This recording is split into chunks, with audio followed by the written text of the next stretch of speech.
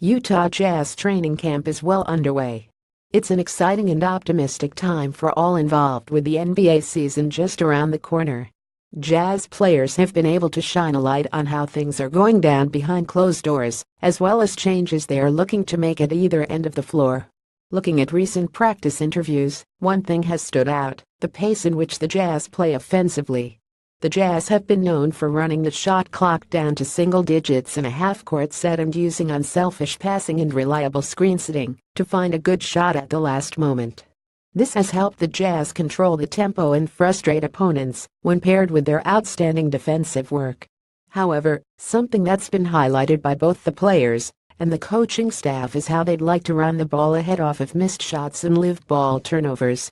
After losing George Hill and Gordon Hayward, who did most of their damage in a half-court set, and acquiring Ricky Rubio and Donovan Mitchell, a new strength of Utah's could be to get some early buckets in transition. Not only do the Jazz bring in some players that like to get out and run, they could finally have a healthy Alec Burks, who's shown that he can be really damaging in transition.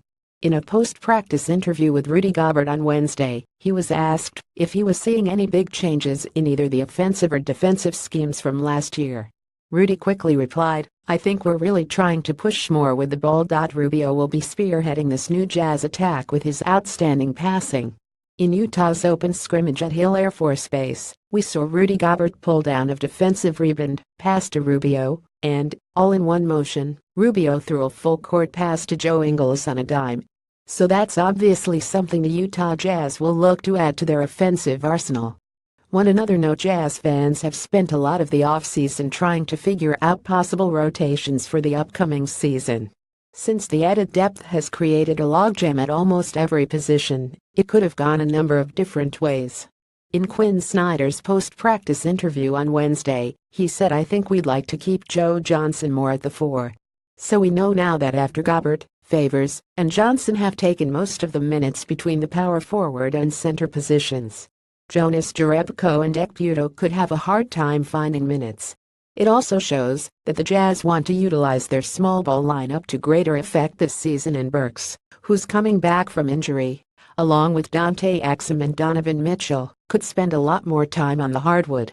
On the topic of Burks, it looks as though he has officially reclaimed his status as Houdini after almost hitting his head on the backboard while throwing down a Showtime tomahawk dunk in Utah's open scrimmage.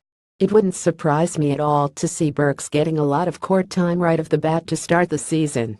With the Jazz lacking some offensive firepower, having one of the league's best slashers and finishers healthy and on the floor would be a nice relief.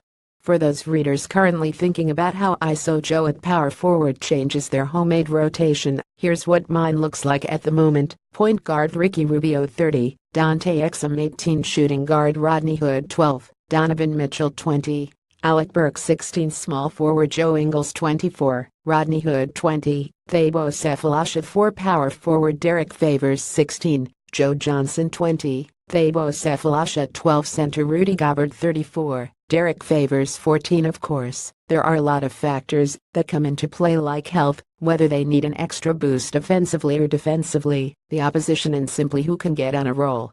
So my rotation is more of a baseline of what I think could happen to start the year.